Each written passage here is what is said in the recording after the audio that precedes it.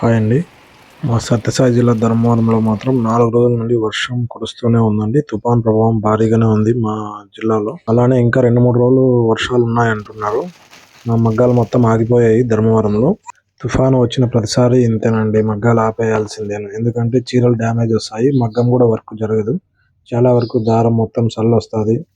అంతేకాకుండా ఈసారి 4 రోజులు వర్షం రావడం వల్ల మొత్తం ఒక సైడ్ కారిందండి. ఎప్పుడు కారని చోట వర్షం కారడం వల్ల అట్టలు మొత్తం నానిపోయాయి.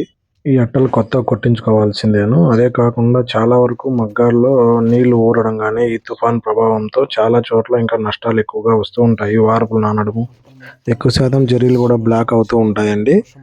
అందువల్ల చీరలు డ్యామేజ్ వస్తాయని మగ్గాలు నేయడం ఆపేస్తారు ఎక్కువ శాతము.